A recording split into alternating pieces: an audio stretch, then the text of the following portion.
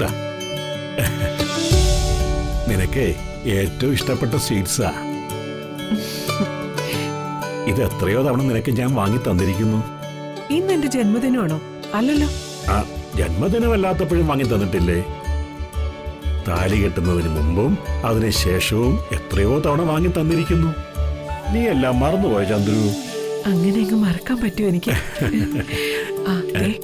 അവിടെ ദിയമോളും വന്ദനയുണ്ട്, അവർക്ക് കൊടുക്കാൻ കുറച്ച് മാറ്റി.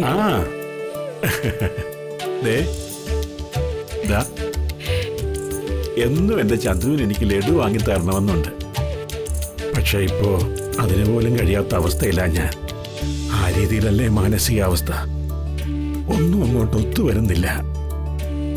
മാനത്തെ കൊട്ടാരം തീർക്കാൻ ഒരു പെണ്ണിന്റെ കയ്യും പിടിച്ചിറങ്ങിയതാ ഈ മാധവൻ. ആ മാനം മുട്ട കെട്ടാവെന്ന് പറഞ്ഞ കൊട്ടാരം ഇപ്പൊ എന്നും ഉറക്കം കെടുത്തുന്ന വെറും സ്വപ്നമായിട്ട് തല ഉയർത്തി നിൽക്കുക.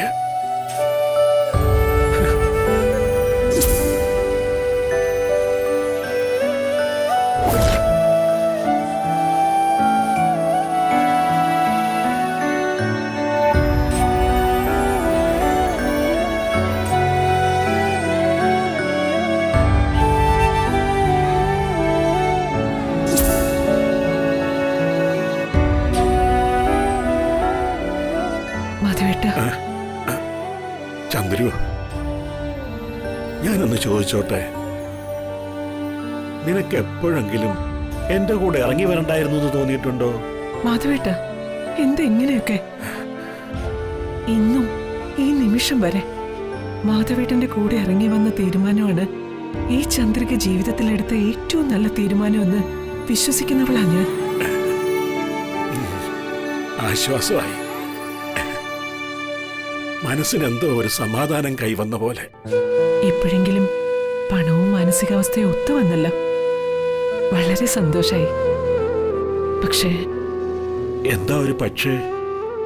മാധവേട്ടൻ എന്താ എന്നിൽ നിന്ന് ഒളിക്കുന്നത്?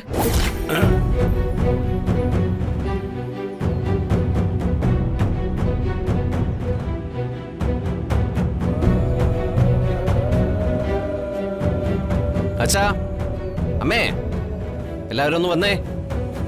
എനിക്ക് എല്ലാവരോടുമായിട്ട് ഒരു കാര്യം പറയാനുണ്ട്.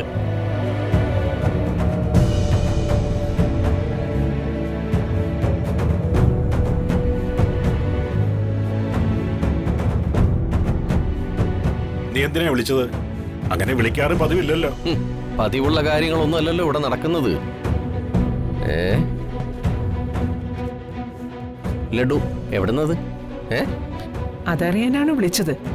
ഇത് പറന്നു വന്നതൊന്നും അല്ല. മാധവേട്ടൻ ജോലി ചെയ്ത് കിട്ടിയ കാശ് കൊടുത്ത് വാങ്ങിയതാ.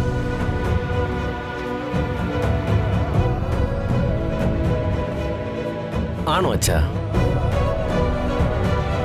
അല്ല, അച്ഛൻ എന്താ ജോലി? എവിടെയാണ് ജോലി? ജോലി ചെയ്ത വകയില് ഇന്ന് എത്ര കൂലി കിട്ടി?